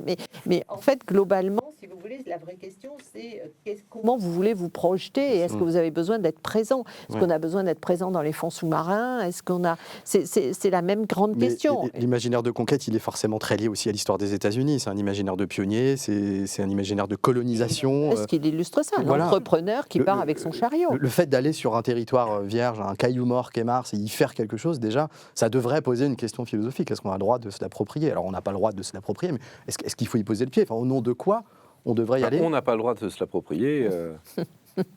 Pardon ? On n'a pas le droit de se l'approprier. On peut planter un drapeau. Pour Elon Musk, les États n'ont pas le droit de se l'approprier. Oui, et d'ailleurs, il dit que c'est un territoire, c'est vraiment la vision purement libertarienne. D'ailleurs, il dit qu'il ne veut même pas s'en l'approprier, il veut juste l'utiliser. Oui, c'est ça. Il n'a pas besoin de se l'approprier, il l'utilise. Il veut y aller, après. Il revient au même. En tout cas, disons que ça se pose la question autrement. Et dès lors qu'il a l'autorisation de l'État américain, et ce qui est très étonnant, et c'est là qu'on comprend mal la politique américaine, nous, souvent, c'est qu'en fait, c'est Obama qui a signé le Space Act qui autorise la commercialisation. Et Obama, il a fait ça parce qu'à la limite, il voulait aussi limiter le budget étatique dans le spatial. Et il a un peu pris les républicains au piège. Parce que tout compte fait, finalement, il a donné moins d'argent à la NASA. Et il a dit, vous voulez faire du spatial, vous voulez faire de l'entreprise, faites-le donc. Alors, ce qui est marrant là-dedans, c'est que on va sur la Lune pour l'hélium 3, apparemment, ce serait la ressource qu'on irait chercher. C'est ce qui est annoncé, je suis d'accord avec vous. Il y a une sonde japonaise, je crois que c'est Hayabusa, qui est partie chercher quelques grammes d'astéroïdes, ça s'appelle Ryugu. La mission a coûté 200 millions de dollars. Voilà, donc en gros, le retour sur investissement des ressources spatiales, c'est ça. Il n'y a aucune ressource dans l'espace aujourd'hui à prix correct. Il faut mieux prendre un baril de pétrole. Ça n'a strictement aucun intérêt de ramener des ressources de l'espace. Là encore, la question elle est bizarrement posée, parce que tout le monde sait bien que l'intérêt d'exploiter les ressources spatiales, c'est si vous restez dans l'espace. Oui. Et qu'en fait, si vous avez une station quelconque qui vit tout le temps dans l'espace autonomie. avec du monde qui est autonome, on ne va pas aller la ravitailler en permanence. Donc il faudrait trouver les moyens qu'elle ait sur place, les moyens d'être ravitaillée. C'est quand même très compliqué. Pour l'instant, c'est très coûteux et c'est un peu en dehors de nos capacités. Mais effectivement, l'hélium 3, c'est quand même quelque chose dont on parle beaucoup, mais on n'est pas prêt de l'exploiter. Et là, il y a eu un rapport de, vous savez, Zénon, la nouvelle institut qui s'est créé à PSL, qui présentait hier justement quelque chose et qui appelait ça la bulle de l'hélium 3, ce qui était assez amusant. c'est bien trouvé. Parce que quand vous regardez, effectivement, non, c'est pas... oui, peut-être dans très Et longtemps. il est censé faire quoi, cet hélium 3, dans le discours un peu mythique L'hélium 3, c'est quelque chose qui a une énorme puissance et qui en fait vous permettrait de passer au-delà du nucléaire, si vous voulez, D'accord. et qui serait extrêmement performant et dont la Lune est pleine parce que, comme elle n'a pas d'atmosphère et qu'elle est bombardée par les rayons solaires, elle stocke énormément d'hélium 3. Le problème, c'est qu'en l'état actuel des choses, on ne sait pas faire grand-chose avec l'hélium 3. Donc, bon, il y a de l'hélium 3 sur la Lune, c'est vrai. C'est bien. Ok. Il y a du Tant diamant, qu'il n'y a des pas une base astéroïdes. lunaire qui a besoin d'aller récupérer l'hélium 3 de la Lune pour s'auto-alimenter, voilà, parce que envoyer des satellites très loin, par exemple, ça suppose des réacteurs nucléaires, par exemple. L'air de rien, c'est quand vous voulez, tous les satellites pionniers qui ont quitté le système solaire, c'était avec des réacteurs nucléaires, sinon on ne serait jamais allé aussi loin. Et si vous voulez faire un jour une occupation martienne quelconque, ben c'est pareil, il va falloir produire de l'énergie, vous allez produire avec des réacteurs nucléaires. Donc... Et depuis le début de l'émission, on a beaucoup insisté sur les enjeux appliqués, on va dire, de l'exploration spatiale. On a parlé des satellites, du GPS, etc. Et en termes de recherche fondamentale, il y a aussi un bilan qu'on peut tirer un petit peu jusqu'à présent. Ben c'est le plus intéressant Oui. quand même, parce que c'est On là peut qu'il y a revenir le dessus. meilleur rapport qualité-prix, parce que vous avez finalement assez peu d'argent qui est investi sur la science, D'accord. mais qui donne des résultats, la découverte des exoplanètes, la compréhension des mécanismes solaires, Les ondes gravitationnelles. les zones gravitationnelles, et puis même la science spatiale, enfin, même les interactions Terre-océan-atmosphère. Ça, c'est vraiment quelque chose qu'on est capable de faire que parce qu'on regarde de l'extérieur. Et Ça, même le budgétairement, réchauffement. c'est tout petit. Alors, Ah, donc, budgétairement, c'est ridicule. Alors ça se fait aussi beaucoup sur Terre, hein, et avec des satellites sûr. qui sont très loin, pas des constellations de satellites. Après, si vous prenez le bilan, par exemple, de l'ISS... Non, mais on ne parle pas de... Voilà. enfin, Non, parce que c'est important, parce que dans l'imaginaire ouais. aussi public aujourd'hui, et on le voit très bien avec Thomas Pesquet, encore une fois, j'ai rien contre Thomas Pesquet, hein, j'adore Thomas Pesquet. personnellement. Tout le monde adore Thomas Pesquet de toute façon, grand bien lui fasse. Mais je pense qu'il y a aussi un problème sur la façon dont est présenté Thomas Pesquet dans l'ISS avec ses petites expériences, parce que ça coûte des centaines de milliards de dollars, l'ISS au total, pour vraiment pas grand-chose, et le retour scientifique, il est quasi nul. Un satellite est beaucoup plus efficace. Tout à fait. Voilà. Mais Si on prend Thanatos, par exemple, sur l'étude des orages, etc., qui permet de voir les orages par au-dessus. Oui. Et rien que ça Oui. va être en termes de... L'élévation et le réchauffement du niveau de la mer, Bien etc. Ça, ce sont des satellites avec en plus des sondes au sol. Mais voilà. Après, effectivement, Thomas Pesquet, et d'une manière générale, ce qui se fait à bord de la station, c'est juste de voir comment l'homme peut vivre dans l'espace. C'est ça l'idée. C'est-à-dire que vraiment, vous faites vivre le plus longtemps possible un homme dans l'espace, vous voyez quels sont les problèmes qu'il a, physiologiques, etc. Vous voyez comment vous pouvez cultiver, comment vous pouvez recycler, comment vous pouvez... Donc là, vous êtes dans une logique de comment faire vivre l'homme dans l'espace. Et de vitrines. Et de vitrines. Et de vitrines, qui va avec. essentiellement. De Et qui va avec, diplomatie, et qui va avec. Comment faire vivre l'homme dans l'espace et comment on fait fonctionner cette base et comment, effectivement, pour la justifier, vous ne pouvez faire qu'une chose, c'est la mettre en avant en termes de vitrine. Mais vous avez des fans. Oui, il y a des fans. Après, ce qui est dommage, c'est que l'ISS est sur la fin, depuis longtemps, mais là, on va finir par y arriver à un moment donné. À un moment donné, ça va. Et ça On sait va pas trop, aussi coûter très cher. ça Parce qu'il va coûter- falloir la déorbiter. Tout dépend ce qu'on en fait après. Ah, mais de toute façon, il faut la déorbiter. Alors, à Elle ne quelle va pas la échéance laisser tomber toute seule. Il n'était pas question qu'elle soit éventuellement reprise pour des... Ben ça, pour c'est le du grand tourisme rêve. spatial. Ça, c'est le grand rêve. C'est-à-dire que si les États-Unis pouvaient essayer de faire en sorte qu'il y ait des privés qui, là encore, payent pour Ça va être cher, l'entretenir, quand même, hein. ça va être extrêmement cher. Et de toute façon, tôt ou tard, faudra tant que vous n'avez pas des vaisseaux qui remontent la station Ouais. parce qu'elle Ouais, a elle tiré redescend, bien sûr. et qu'elle redescend, et que comme elle est quand même très grande et très grosse, avec des grands panneaux solaires, elle a une force de frottement qui est quand même importante quand elle commence à descendre, eh bien, si vous n'arrivez pas à trouver ça, il va falloir quand même séparer les modules les uns avec les autres. Et là, vous aimez bien les débris, vous allez être servi parce que quand vous allez faire les petites explosions pour aller désagréger les choses, ça va être compliqué. Après, il va falloir faire les calculs de l'impulsion à donner à chacun des modules pour qu'ils retombent avec le bon angle triangle qui brûle dans l'atmosphère autant que possible et que les derniers débris qui restent aillent tomber dans un fin fond du Pacifique où il n'y a pas de monde. Puis le cimetière des... Voilà. Et puis, vous allez avoir plein de problèmes techniques comme ça, au point que les Russes, là, en ce moment, ils sont en train de dire non, mais nous, de toute façon, on abandonne, on s'en va. C'est une manière de dire... Mais en même temps, ils refont une station avec les Chinois. Oui, mais c'est une manière de dire on ne paie pas. Oui, tout à fait. On ne paie pas. Donc, la vraie question, ça va être qui va payer pour la déorbitation de l'ISS, et ça, c'est un budget. Pas parce que donc, de manière très triviale, l'ISS peut tomber, en fait. Non, l'ISS, non, jamais on ne va jamais laisser tomber l'ISS. Oui, mais si on ne fait rien, c'est ça le risque, en fait. C'est que l'ISS va continuer à baisser en altitude le jour où on ne fera plus rien. Elle brûlera en partie dans les couches de l'atmosphère, mais si on n'a pas prévu une déorbitation de l'ISS, ça sera quand même un peu désagréable. Alors, je sais bien qu'il y a plus de mer que de terre sur la planète, mais quand même, personne ne prendra ce risque-là. Ne serait-ce que parce que les États sont responsables, d'ailleurs, au passage. Des dégâts que tout objet spatial peut créer sur Terre. Et peut-être, du coup, une question sur justement des enjeux internationaux. On a parlé un peu du fait qu'il y avait un organisme à l'ONU qui s'en occupe. Est-ce que cet organisme, il a vraiment un budget? Est-ce qu'il est investi? Enfin, qu'est-ce qui s'y joue? Et s'il ne s'y joue pas grand-chose, comment on fait pour essayer de remettre du multilatéral dans cette histoire spatiale? Est-ce que c'est la bonne porte d'entrée, l'ONU, pour tout ça? Vous parlez de l'IUT, de l'organisation? Non, je pense qu'il parle de l'ONU, de l'UNOSA, le COPUOS, etc. L'Union internationale des télécoms.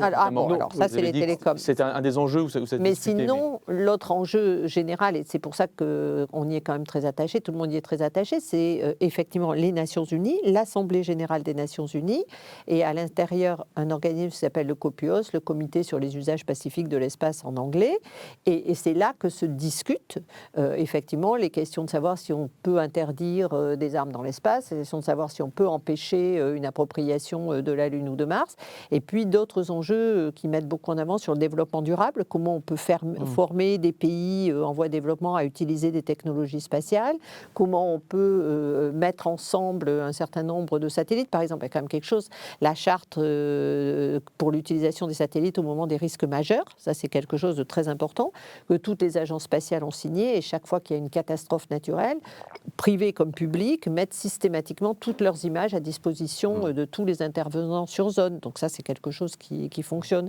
Et ça permet effectivement de voir où les avions vont pouvoir atterrir, les routes qui ont été détruites, les risques futurs, etc., etc.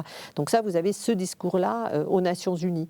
Maintenant, le problème, c'est qu'une décision aux Nations Unies, ça suppose, avant qu'une décision soit prise, c'est long. Et si les États-Unis sont hostiles aux positions qui sont représentées, vous n'avancez pas. Aujourd'hui, vous n'avez rien, en fait. Enfin, si on parle de la régulation du New Space ou des choses comme ça... de toute façon, là, il y a une forme de Far West. C'est considéré comme du droit national. Voilà, c'est les États-Unis qui font ce qu'ils veulent et puis les autres suivent ou pas, en fait. Et là, l'enjeu, c'est d'essayer de lancer une négociation multilatérale pour que tout le monde voit son intérêt, en fait. Ouais. Et on a réussi à le faire en 67, au moment de la guerre froide, au moment où les tensions étaient à leur plus haut. Il est possible de le faire, mais pour ça, faudrait-il qu'il y ait encore une nation qui ait l'ambition et la volonté d'avancer là-dessus. Et c'est vrai que, très clairement, la France est une des rares nations à discuter avec tout le monde dans le domaine du spatial. On a une diplomatie spatiale très, très importante. Là, il y a encore quelques mois où on signait un partenariat avec l'agence spatiale du Kazakhstan, ce qui démontre bien, parce que le Kazakhstan n'est pas une des 11 puissances que vous évoquez. Il est une base de lancement, mais elle est russe. Mais elle est russe. Donc, en tout cas, on a des accords avec quasi tout ce qui se fait dans le spatial au niveau mondial, et on est une des rares nations à le faire. Donc, c'est clair que nous sommes bien placés pour le faire. Mais pour ça, il faut qu'il y ait une volonté politique. Et clairement, la volonté politique, aujourd'hui, elle n'existe pas. On a une volonté politique qui est très dépendante de l'Union européenne. Par exemple, on a le centre spatial guyanais. Mais le centre spatial guyanais, il n'appartient même plus à la France, en fait. C'est l'ESA qui en... c'est encore du droit français, c'est encore mais c'est quand même l'ESA. La sécurisation est faite par la France. Oui, bien sûr. Oui, donc, bien sûr. Mais c'est depuis le président Giscard d'Estaing qui... oui, c'est un territoire sur lequel il y a une forme de contrôle de l'ESA. Je ne sais pas si c'est de contrôle, mais en tout cas d'utilisation, en tout cas de l'ESA. je prends cet exemple-là, mais Qui du coup nous coûte moins cher, oui, ah oui, mais accessoirement. bien sûr. Non mais, Oui, parce qu'on parle du pourquoi. évidemment.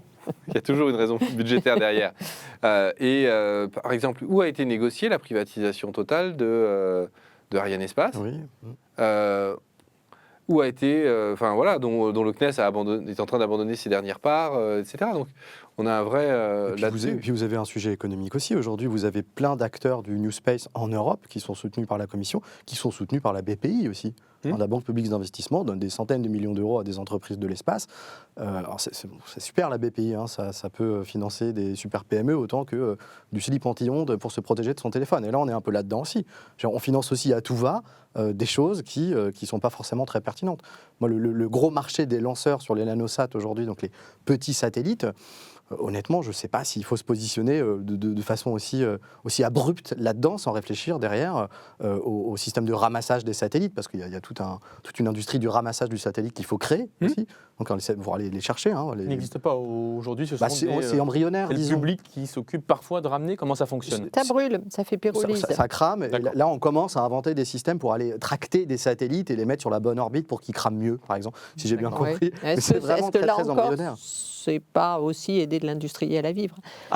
Certainement, parce que la question, c'est même pas comment on va désorbiter correctement tous les satellites qui vont être là dans 10 ans, c'est déjà aussi, comment on désorbite ceux aujourd'hui qu'il faudrait désorbiter. Parce qu'il y a 30 000 déchets spatiaux dans l'espace aujourd'hui. Après, il y a quand même un effort, là, vous avez raison de souligner la position française. La France a quand même été par exemple, la loi sur les opérations spatiales, on s'est imposé un certain nombre de contraintes. C'est-à-dire, justement, on s'est imposé qu'au moment d'un lancement, on fasse moins de débris. On s'est imposé que le premier étage du lanceur, il revienne le plus vite possible et en étant dirigé pour être correctement déorbité, etc. Donc, je pense qu'il y a une vraie conscience en France d'un certain nombre d'enjeux, plus que sans doute dans d'autres pays. Après, on a fait le choix, et ça fait longtemps, de considérer qu'à un moment, il faut qu'on parle d'une voie commune via l'UE ou via l'Agence spatiale européenne. Non, mais c'est pas un commentaire de valeur que je fais, c'est le choix qu'on a fait. Ah oui, donc, ensuite, on va essayer de faire, par exemple, des codes de bonne conduite. C'est-à-dire qu'aujourd'hui, on est en train de proposer que tout ce qu'on s'applique à nous-mêmes, tout compte fait, ça soit quelque chose qui soit élargi et appliqué à d'autres, ce qui n'est pas une mauvaise démarche. Après, c'est la démarche de la France et des États-Unis contre la Chine et la Russie, c'est ça. Enfin, ça reste de la bonne volonté. Oui, encore que les États-Unis ne sont pas partants particulièrement. Ils font ce qu'ils veulent et ça leur va très bien comme ça. Mais disons que... Comment vous pesez pour faire respecter ça quand même à une échelle internationale? En fait, c'est votre intérêt à un moment de le faire. C'est-à-dire que la Chine et la Russie, c'est pas eux qui polluent l'espace aujourd'hui, parce que c'est pas eux qui ont des tas de constellations et c'est pas eux qui ont des centaines de satellites. Et donc, du coup, la question, elle se pose pas vraiment pour eux, en réalité, si vous voulez. C'est ça le truc. Donc, nous, en France, quand on commence à dire code de bonne conduite, tout le monde est un peu d'accord. Simplement, la grande question dans l'espace, c'est comment vous vérifiez. Comment vous vérifiez Comment vous vérifiez ce qu'il y a dans un satellite? Comment vous vérifiez que le satellite il revient bien? Comment vous vérifiez que votre satellite n'est pas en panne alors qu'il aurait dû être encore capable d'éviter, etc., etc. Donc ça, la grande question de la vérification, c'est une question très importante. Donc il y a la question de la vérification à la fois de comment les responsables de différents programmes spatiaux vérifient ce qui se passe en haut et ce qui nous ramène à la question qu'on posait tout à l'heure de comment la population vérifie ce que font les responsables des programmes spatiaux. Et ça, est-ce que vous avez, je sais pas, peut-être des observations dans le monde entier de ce qui s'organise ailleurs? Est-ce qu'il y a parfois des débats publics qui ont lieu sur les enjeux de l'exploration spatiale, sur la manière dont on pense le rapport à l'espace qu'on peut avoir? Ou est-ce que dans quasiment tous les pays, ça reste très technocratique et capté par des toutes petites minorités en dehors des... C'est aussi une affaire de budget. Le spatial américain, c'est plus de 50 milliards de dollars depuis toujours quasiment. Enfin, en faisant des rapports du dollar de l'époque avec le départ d'aujourd'hui, avec le PNB, etc. Par an. C'est là-dedans peut-être 26 ou 27 milliards de militaires. Budget spatial européen, tout confondu, les budgets nationaux, le budget de l'Agence spatiale européenne, le budget de l'UE, on est à 13 milliards de dollars. On est la deuxième puissance spatiale.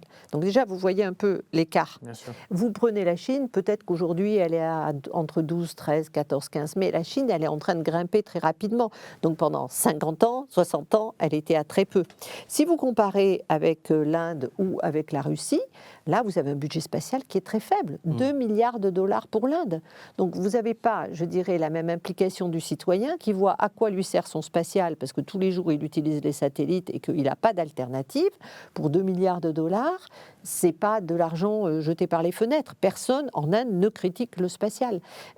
Donc la difficulté pour nous, c'est un petit peu, et l'intérêt de l'implication du citoyen, c'est les questions que vous posiez dès le début, c'est-à-dire en gros, qu'est-ce qu'on veut faire dans l'espace et jusqu'où on veut que cette commercialisation de l'espace, elle se développe et où on veut utiliser l'espace comme une infrastructure pour externaliser des opérations qu'on fait déjà sur Terre. Mais Ça, c'est une vraie question. La question, elle est peut-être celle du budget, mais aussi, c'est aussi le fait qu'aujourd'hui, l'espace, personne, entre guillemets, n'a à s'en plaindre. Et que les revendications démocratiques, elles démarrent avec des prises de conscience quant à des effets négatifs, comme dans tous les problèmes industriels. Hein. Ça peut être une usine chimique qui explose ou des antennes 5G qui vont gêner les gens. Et là, c'est marrant parce que votre question, la réponse est simple. Aujourd'hui, il n'y a strictement rien qui permet de relier le citoyen directement au programme spatial, mais technologique dans son ensemble, en fait. Tout simplement parce que les organes comme l'IUT, dans les télécoms, leur boulot, c'est de dire tout le monde s'entend bien techniquement, il n'y a pas d'interférence. C'est de coordonner les industriels pour qu'ils construisent des réseaux qui vont soutenir des usages. Pour la 5G, c'est de dire demain, dans 10 ans, il y aura X gigas dans chaque téléphone. Donc ça, c'est des présupposés d'industriels, c'est des études auprès de panels de consommateurs qui n'ont rien de démocratique. Hein. En fait, ce sont des business plans, tout simplement, et on met le réseau en face. Et dans le spatial, c'est pareil, qui est en train de se passer. Quand vous écoutez le discours de la BPI vous parle de commoditisation de l'espace. C'est-à-dire d'en faire quelque chose où tout le monde peut aller, pour que demain, on ait plein de services super, que tout le monde plébiscite, en fait, que personne ne connaît. C'est juste que les usages vont arriver par la force du marché et par la force des industriels. Et là vous n'avez personne. Donc, encore une fois, hein, vous avez aujourd'hui un haut conseil sur le climat, sur la 5G, qui vous dit que ça polluera, qu'il y aura des émissions de gaz à effet de serre importantes, alors qu'on ne connaît pas sa capacité à décarboner l'économie. Moi, j'ai très peu d'espoir qu'on puisse avoir quelque chose de différent dans l'espace, tant qu'on n'aura pas des vrais problèmes. C'est pour ça que moi, je regarde aussi beaucoup les controverses, parce qu'elles commencent à pointer. On a quand même une controverse astronomique, on a une controverse sur la localisation dans les petits villages, comme je vous parlais tout à l'heure, des stations terrestres, et ça monte. Donc de fait, peut-être que l'imaginaire va un peu changer, un peu se décaler aussi. Ça commence à se voir d'ailleurs hein, dans le cinéma. On a aujourd'hui des films où, comme je pense à Ad Astra, où on rebat un peu l'écart de l'imaginaire spatial. On est moins dans l'esprit de conquête, on se rend compte qu'il y a plein de choses qui servent à rien. Et au contact des questions climatiques, ça ne peut que monter. Ou même dans le burlesque, une série comme Space Force. Qui est très bien faite. Voilà, aux États-Unis. Très bien oui, faite. elle est absolument géniale. Oui, tout à fait. Elle est très bien faite. Je ne suis pas sûre que les Américains le voient tellement en ridicule. Je ne suis pas certaine. Il faut quand même toujours se méfier de leur perception. Je crois qu'ils le voient en ironique, mais pas en ridicule. Mais, burlesque plutôt. Oui, c'est ça, plutôt que ridicule. Mais le monde a changé, parce que moi j'étais petite fille, on m'a amené visiter Plumeur-Bedou. Parce qu'il venait d'être construit, et cette énorme antenne qui permettait pour la première fois de faire des liaisons satellitaires entre les États-Unis et la France, c'était c'était très impressionnant. On l'a visité, on allait la voir, etc. etc. Bah, c'est beau. Et Plumeur-Bedou, oui, en plus c'est beau. Bon, je regarde un très bon souvenir, Plumeur-Bedou. Et Plumeur-Bedou, ça devait cracher quelque chose de nettement plus important que l'antenne de Starlink aujourd'hui. Hein. Mais c'était pas une question qui se posait. Donc vous avez raison, tout dépend de la manière dont c'est perçu. Et pour revenir sur l'enjeu tout à l'heure qu'on évoquait du caractère parfois belliqueux ou belliciste des pratiques qui peuvent exister dans l'espace, on a un peu parlé des rapports entre objets célestes, mais il y a une des questions aujourd'hui qui est peut-être en croissance, qui est celle de la capacité des États à abattre ou à mettre hors jeu, on va dire, un satellite dans l'espace. Est-ce que c'est quelque chose de si nouveau que ça, ou c'est juste qu'on en parle maintenant ? Ah oui, c'est assez nouveau. C'est assez récent quand même. Les États-Unis, jusqu'à il y a 10 ans, ne voulaient surtout pas entendre parler de ça. Et donc, leur objectif, c'était la sanctuarisation. Mais c'est fini. C'est-à-dire, voilà, c'est exactement ça. Voilà, c'est fini. Allez-y. Non, mais c'est fini. Les Chinois ont démontré leur capacité de détruire un satellite, ce qui a occasionné un nombre de déchets hallucinant parce qu'ils l'ont réellement fait. 2007. Voilà. Après, on sait, et après, maintenant, on a des satellites qui sont des satellites tueurs d'autres satellites également. Donc, il y a la capacité depuis la Terre de détruire des satellites. Ça, quelques nations l'ont. Oui, mais elles vont s'arrêter très vite parce que ça fait tellement de débris que c'est pas une bonne idée. Voilà. Et après, c'est compris. Et après, il y a la capacité de détruire des satellites depuis d'autres satellites, Ou d'espionner. de les espionner, de venir butiner, de se rapprocher d'un satellite à quelques C'est une belle mètres image. ou à quelques dizaines de mètres. Satellite butineur. Exactement, et de pouvoir donc capter le faisceau, et donc il n'y a plus de sécurisation des données. Et donc à partir de ce moment-là, c'est toutes les infrastructures militaires ou sensibles qui sont questionnées. Et là, il n'y a rien, aucun traité qui n'interdit cette guerre entre satellites. Parce que le traité de l'espace, vous le disiez, c'est uniquement les armes de destruction massive ou bactériologiques qui sont... Il y a rien, il y a un début il y a une Space Force qui a été créée sous Trump. Il y a un équivalent français. Commandement de l'espace. Le commandement de commandement l'espace. de l'espace. Défense active. Oui, défense active, c'est la doctrine en matière voilà. militaire. Stratégie spatiale. Voilà. C'est-à-dire, pour tout le monde Là, comprendre. alors, Il y a eu un satellite russe en 2017 qui est venu espionner un satellite français, ce qui a occasionné. Alors c'était. Luch. Il Voilà. s'appelait Luch. Et c'était Florence Parly, Oui, déjà, oui, il a fait un discours. ministre, qui a fait un discours et qui a créé ce commandement de l'espace. Alors. Mais vous en parlerez sans doute beaucoup mieux que moi, je pense. En fait, les satellites, ils s'espionnent depuis très longtemps. Et ce qu'il ne faut pas oublier de dire, c'est que les principales vulnérabilités, elles sont au sol. Hein. Oui. De la même façon que vos stations, c'est bien de l'espace, mais il y a un moment, ça revient. Donc la grande vulnérabilité, c'est le sol. Alors après, maintenant, aujourd'hui, il y a de plus en plus d'États. Le seul pays qui est vraiment capable de mener une guerre dans l'espace et de la gagner sont les États-Unis. C'est pas pour rien qu'ils dépensent autant d'argent dans l'espace. Et dans la mesure où c'est vraiment consubstantiel de leur sécurité nationale, on ne va pas le leur reprocher. C'est parfaitement cohérent. Donc pendant très longtemps, ils ont vraiment mis en avant la sanctuarisation, c'est-à-dire personne ne touche aux armes. Jusqu'en 83, Reagan a commencé à imaginer de faire la guerre des étoiles Oui. avec l'idée que ça permettrait de finir la dissuasion mutuelle dans le domaine nucléaire. C'est-à-dire qu'en gros, l'idée de Reagan, c'était de dire... Jusqu'à maintenant, ce n'est pas possible de partir de l'idée qu'on ne se fait pas la guerre entre États-Unis et Union soviétique au motif que chacun des deux détruirait complètement l'autre, parce qu'il y a une capacité de deuxième frappe, que c'est en mode automatique et que si tu me tues, je te tue. Donc du coup, on va éviter de jouer. Donc Reagan disait, ce n'est pas possible qu'on ait cette vulnérabilité sur le territoire américain. Donc il faut qu'on trouve le moyen d'intercepter les missiles soviétiques. Pour intercepter les missiles soviétiques, il faut le faire dans l'espace avec des satellites. Honnêtement, on est en 2020, on ne saurait toujours pas le faire. Et les soviétiques, eux, ils ont dit très bien, puisqu'on joue à ça, nous, on va juste faire des leurs, c'est-à-dire qu'on fera semblant d'avoir des têtes nucléaires à bord de nos missiles, et en fait, il n'y aura pas de nucléaire dedans, mais cherche là-dedans laquelle est la bonne. Et donc, je monte le taux de probabilité à un degré tel que tu ne vas jamais arriver en face à discriminer et à détruire les bons, et donc tu ne prendras pas de risque. Mais malgré tout, Reagan, quand il a fait ça, il a ouvert l'idée que dans l'espace, on pouvait mettre des objets qui allaient intercepter d'autres objets et qui allaient agir de manière offensive. Et ça a été ça le grand changement. Et puis ensuite, les Américains, ils ont compté de plus en plus, donc depuis l'Irak, la guerre d'Irak, ils ont compté de plus en plus sur leurs moyens spatiaux, et donc ils considèrent qu'ils ont une vulnérabilité, ce qui est exact. Et donc à partir de là, ils ont commencé à penser les moyens pour eux de se défendre. Et d'une certaine façon, tous les tests Assad possibles et imaginables avec les technologies de l'époque, elles ont été réalisées dans les années 60-70 par l'Union soviétique et par les États-Unis, qui au final ont conclu que ce n'était pas très intéressant et qu'il valait mieux pouvoir utiliser les satellites que de risquer de se faire la guerre, pour des raisons assez différentes d'ailleurs, mais le résultat était le même. Et quand les Chinois ont eu l'idée en 2007 de faire un test, ils ont vraiment fait plaisir aux Américains. Parce que ça faisait des années que les Américains hurlaient sur le fait qu'il y avait une menace sur leurs satellites et qu'il n'y avait pas de visibilité de cette menace. Donc le jour où les Chinois ont fait leur test Assad en 2007, effectivement, la menace est apparue. Alors maintenant, les Chinois, ils ont quand même tiré sur leur propre satellite. Oui, c'était le leur. Ouais. De la même façon, les Indiens, en 2019, dans le cadre de la campagne du Premier ministre Modi, qui ne se passait pas très bien, il a réactivé la fierté nationale et la grandeur de l'Inde en faisant un tir Assad, où là, il s'est méfié pour le nombre de débris, mais quand même, il en a fait. Et là, c'est pareil, il a lui-même lancé le satellite, qui est devenu le satellite cible du missile qui l'a tiré quelques mois plus tard. Donc, vous avez des démonstrations qui sont faites. Bon, très honnêtement, il y a plus d'inconvénients que d'avantages et c'est très compliqué d'intercepter un satellite dont vous ne connaissez pas très précisément la trajectographie. Donc ça, je pense qu'on va dire que c'est à peu près fini. Bon, après, il peut y avoir des lasers. Donc ça peut être des lasers de puissance, sauf que mettre des lasers de puissance à bord d'un satellite, les faire fonctionner et être sûr qu'ils marcheront le jour J, les cibler précisément, etc., c'est des technologies très complexes. Donc là, peut-être que les États-Unis les ont. En tout cas, ils sont sans doute les seuls aujourd'hui. Peut-être que la Chine en aura bientôt.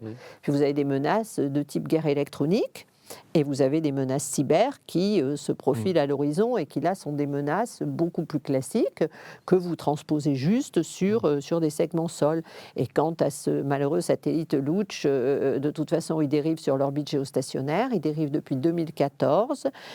Il approche des tas de satellites, dont le nôtre, de temps en temps. Bon, là, c'est une forme, je dirais, de démonstration de la Russie du fait qu'elle compte encore. Et chaque fois qu'on met en avant la menace russe et la menace chinoise, d'une certaine façon, on fait quand même très plaisir aux Russes et aux Chinois parce que d'un seul coup, on crédibilise leur pouvoir de nuisance. Et sur le commandement de l'espace, on voit bien, il y a un enjeu. Évidemment, la France ne peut pas être complètement absente de ce domaine pour les raisons de souveraineté que j'évoquais au début, Évident. et que nous devons, si les autres ont des capacités, nous devons les avoir. Absolument. Mais cela dit, cela n'implique pas que nous soyons contraints d'être dans les pas des Américains, c'est-à-dire annoncer notre commandement de l'espace parce que Trump l'a annoncé 3 mois plus tôt. Ce commandement de l'espace, l'installer à Toulouse, à côté du CNES, c'est très bien, pourquoi pas, il y a une logique. Même cohérent, oui. Il y a une cohérence. Mais ce qui n'est pas cohérent, c'est que dans l'espace, on peut avoir des alliés, mais on n'a pas forcément beaucoup d'amis. C'est d'installer à Toulouse, juste à côté, le centre otanien de l'espace. Et donc là, on se met d'une certaine manière dans la main des Américains parce que les capacités d'espionnage des Américains ne sont plus à démontrer. Bien sûr. Et les autoriser, c'est donc la première fois depuis le général de Gaulle que l'on va autoriser des troupes otaniennes, et donc américaines, à revenir sur le territoire national, et on ne les autorise pas n'importe où, à Toulouse, juste à côté de notre centre de recherche spatiale. Donc, il y a quand même là-dedans quelque chose de très pervers, et donc où on ne voit pas l'intérêt français. En tout cas... C'est un centre qui sera opéré par les Français. Donc théoriquement, c'est quand même techno-français et c'est opéré par les Français. Donc on va dire que, bon, il y a un minimum de sécurisation qui est faite. Un minimum. Mais inversement, on peut le lire à l'envers. C'est le verre moitié vide, à moitié plein. Du coup, ça nous donne du poids au sein de l'OTAN. Ça, c'est l'argument... Oui, ok, mais il existe. Cet argument existe. Aujourd'hui, vous avez l'OTAN qui est en train de sortir une stratégie spatiale qu'elle n'avait pas sortie tant que nous-mêmes, on n'avait pas sorti la nôtre parce qu'on se contentait de compter sur les moyens américains. Donc c'est toujours ça qui est très compliqué. Mais ça, c'est le problème de la France dans l'OTAN et dans l'Europe d'une manière générale. C'est qu'on est à la fois autonome et en même temps embedded, enfin on est embarqué avec les autres. Et l'idée, justement, c'est d'essayer de trouver la voie étroite la plus bénéfique possible. Mais ça, c'est compliqué. C'est compliqué. Et si on voit le dernier sommet de l'OTAN, où donc l'OTAN a dit a ciblé la Chine comme menace majeure et principale, la presse dit que la France était opposée à cette mention. Au final, la mention, elle existe toujours et la France n'a rien dit publiquement. Donc on aura du mal à savoir ce qu'il en est vraiment. Mais c'est quand même compliqué de négocier, de travailler avec la Chine sur l'espace tout en disant que c'est une menace majeure. Et le vrai problème, c'est qu'on crée ce commandement de l'espace, mais dans le même temps, qui se justifie par toutes les raisons que j'ai pu évoquer, mais dans le même temps, la France ne lance aucun processus de discussion internationale sur le traité de la Lune, la réactivation du traité de la Lune ou sur d'autres traités. Le code de bonne conduite. Le code de bonne conduite. Voilà, mais un code de bonne conduite, c'est de la bonne volonté et il n'y a pas de... D'accord, mais c'est le code de bonne... Enfin, rien, non, on lance le code de bonne conduite, qui ne sera pas contraignant, qui est une initiative... On a vu ce que ça donnait dans le numérique. Les codes de bonne conduite, on en a eu... Dans le spatial, c'est un peu différent parce qu'il y a quand même cette histoire de l'interdépendance. Oui, c'est C'est-à-dire qu'à un moment, vous n'aimez pas vous marcher sur les pieds, donc vos propres pieds. Enfin, ça devient déstabilisant. Donc, mais c'est vrai que c'est très compliqué parce que de toute façon, il faut regarder les choses en face. L'hyperpuissance spatiale américaine est telle qu'aujourd'hui, on peut quand même considérer qu'ils souhaitent le contrôle de l'espace, mais d'une certaine façon, ils ont le contrôle de l'espace. Ils l'ont, mais ils ne sont pas totalement... Enfin, en tout cas, ils ne sont pas complètement autonomes. Si on prend le programme Artemis, typiquement, ils ont un objectif, aller sur la Lune. C'est le nouveau programme Apollo. C'est installer la sœur Apollo, Artemis garçon, fille. Les 2 filles d'Apollon. Enfin, les 2 enfants d'Apollon. Non, les 2 enfants de Jupiter. Et donc... ça dépend si vous êtes chez les Grecs. On va pas chipoter. Voilà. Et donc, l'idée, c'est d'une base orbitale sur la Lune avec une base terrestre dans Une base l'optique, lunaire. une base lunaire dans l'optique d'aller sur Mars.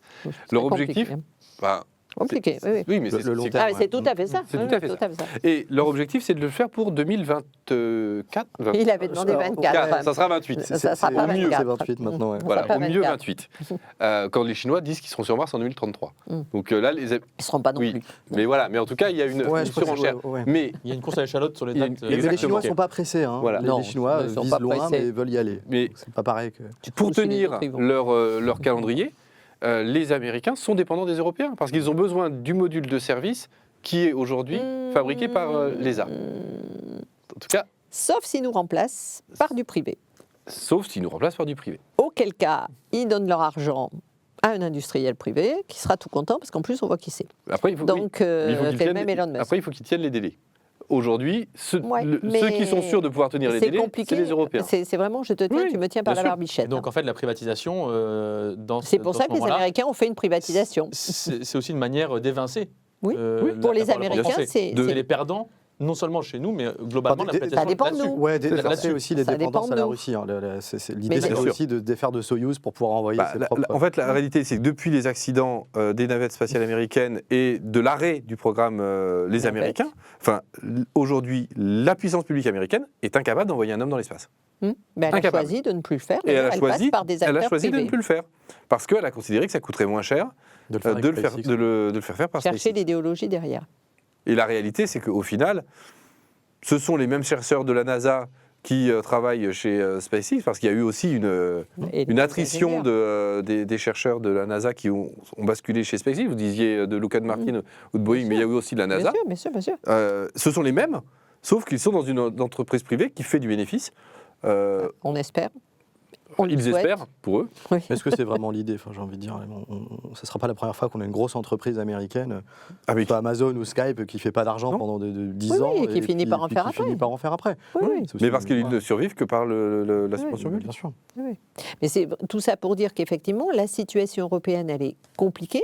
Elle est délicate parce que, et là on va être tous d'accord, je pense, c'est qu'il faut trouver une politique de niche, c'est-à-dire qu'il faut Oui, aller se oui, mettre tout à à fait. l'endroit où vraiment on va pouvoir faire quelque chose et où on va être incontournable. Oui. Ça suppose beaucoup d'imagination et de tout mettre à Et ce plat. dont on manque Et, aujourd'hui. et de se dire, bon, ben voilà, là, c'est pas la peine, c'est fait, c'est rempli, de toute façon, j'ai pas ma place. Là, c'est pas possible non plus. Bon, là, est-ce que je peux me glisser et qu'est-ce que ça m'apporte à moi de Bien me sûr. glisser dans Je ne sais pas si vous avez vu ce créneau-là? au CNES, je ne sais pas si c'est des rumeurs, mais il y a quand même des ingénieurs du CNES qui parlaient de vol habité avec Ariane 6.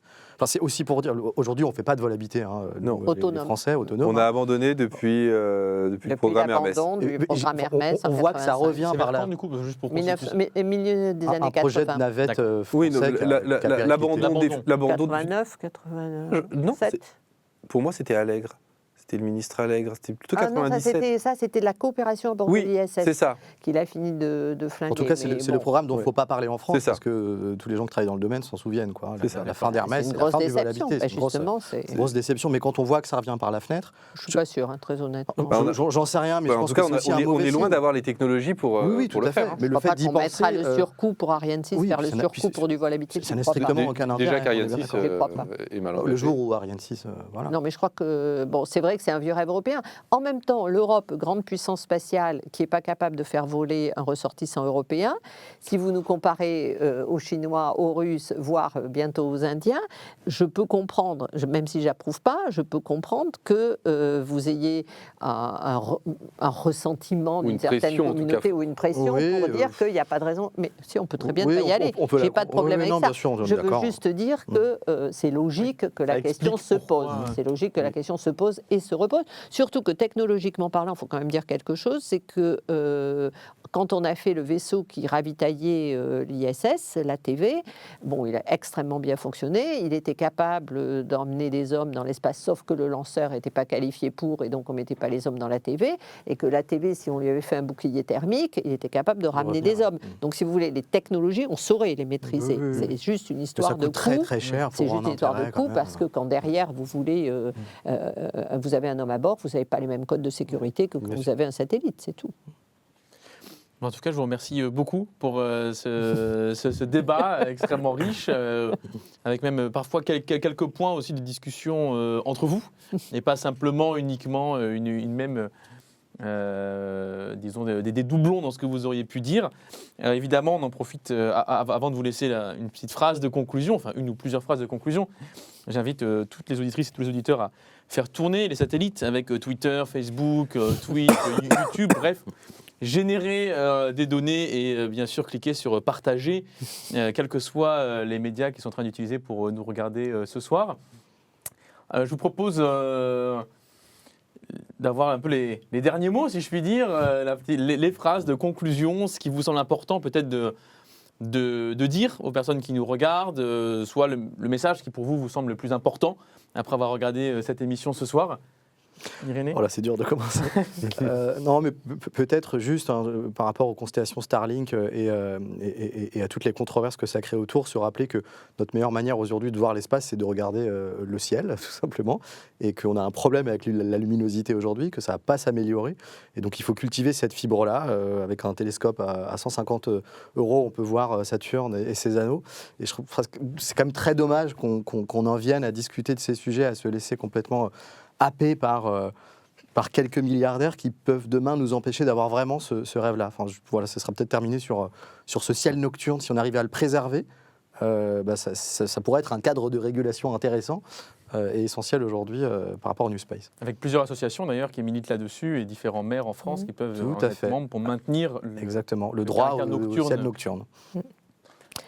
Moi, tant qu'à faire, ce qui m'intéresserait, ce serait précisément les réactions des auditeurs. C'est-à-dire que là, on a discuté entre nous, on s'est posé la question de quel est l'imaginaire qui l'emporte, etc. Moi, j'aimerais bien avoir ce retour. Parce que finalement, ces grandes enquêtes d'opinion, on les suscite toujours. Et à partir du moment où vous posez la question à quelqu'un, d'une certaine façon, vous avez quand même plus ou moins préconditionné la réponse. Et donc, moi, ça m'intéresserait bien de savoir si vos auditeurs disent le débat était trop technique, ou finalement, les sujets qui sont abordés, ce n'est pas les sujets qui nous intéressent, ou cette question de l'homme dans l'espace, on est pour, on est contre. Moi, vraiment, ça, c'est quelque chose qui m'intéresserait parce que je pense qu'on manque réellement d'outils de mesure de ce que le spatial représente, d'autant plus qu'on n'a pas forcément des idées des budgets et on n'a pas non plus forcément des idées des retombées. Parce qu'il ne faut quand même pas oublier qu'il y a aussi des retombées du spatial en termes de gestion du territoire, etc. etc. Et donc, jusqu'où tout ça s'équilibre. Moi, je pense que je serais vraiment très intéressée par le retour. Eh bien, donc, à vos claviers. Ce soir, pour Isabelle, on vous demande à toutes et tous d'écrire un petit mot sur quel que soit le chat ou l'espace de commentaires qui existe en dessous de cette vidéo. C'est à vous de nous parler. Et Bastien ? Peut-être juste se dire que... En effet, l'espace est un lieu qui fait rêver. Simple fait de lever les yeux et de voir les étoiles, rien que ça, c'est quelque chose d'extraordinaire. Et je crois qu'un des enjeux de notre temps, c'est d'en finir peut-être avec cet esprit de conquête et de revenir sur quelque chose, sur de l'exploration, quelle qu'elle soit, humaine ou par la machine, mais de l'exploration. Et que l'espace, c'est un des aspects qui fait de nous une humanité unique, d'une certaine manière, et c'est un des lieux où justement cette humanité pourrait s'exprimer, et l'espace doit être un lieu de coopération entre nations, entre êtres humains, et voilà, c'est un des enjeux. Je pense que c'est l'enjeu central en fait de l'avenir, de faire que cet espace ne soit plus un lieu de privé, de compétition entre quelques-uns ou entre des nations, mais un lieu de coopération pour que l'humanité tout entière puisse percer les mystères de l'espace, et à partir de là même des mystères de l'humanité elle-même, et du Big Bang et de ce qui était avant ou de ce qui n'était pas avant justement. Et je pense que c'est vers ça que les politiques publiques devraient tendre pour l'espace. Donc le matérialisme historique passe par le fait de regarder vers le haut. Et donc un grand merci à nos trois invités. Grand merci à Isabelle Sourbès-Verger, donc géographe, que vous pouvez retrouver en librairie sur son dernier ouvrage, notamment, je pense, sur les programmes spatiaux d'exploration chinois, dans votre ouvrage Un empire très céleste. Enfin, je dis un des derniers. Oui. Parce qu'on en a un petit peu parlé ce soir. Oui. Où votre atlas des satellites et politique spatiale dans l'espace, un nouveau territoire. Donc, si vous avez apprécié l'émission, allez en librairie immédiatement. D'ailleurs, dès que vous avez fini, si jamais c'est encore ouvert, sinon réservé. Irénée, merci beaucoup également ce soir pour votre participation. On peut vous retrouver sur le blog notamment Mais où va le web ? Donc, on vous invite là aussi à venir prolonger les discussions, les réflexions qu'on a pu avoir, notamment un peu l'interface numérique et spatiale. Donc, on retrouvera beaucoup d'informations. Et le livre aussi en librairie, Technologie partout, démocratie nulle part, avec Yael Benayoun. Et ben voilà, donc comme ça, la librairie, vous pouvez faire une double réservation tant qu'à faire. Voilà, de toute façon, vous alliez déjà y aller pour Isabelle, donc il faut y aller également du même pas pour Irénée. Et Bastien, on te retrouve évidemment sur la page régulièrement du groupe parlementaire de la France Insoumise et sur ta page à toi personnelle, bastienlachaud.fr, où on a des actualités régulières de ton activité parlementaire qui comprend notamment cette question du spatial. Donc un grand merci à toutes les auditrices et tous les auditeurs pour avoir été là ce soir. On espère que l'émission vous a plu et si vous l'avez aimé, je le disais tout à l'heure, envoyez-le, partagez-la, faites des mails à vos amis, peut-être qu'un satellite pourra la butiner au passage et vous ferez des heureux quelque part dans le monde. Un grand merci et bonne soirée. Merci beaucoup. Bonne soirée.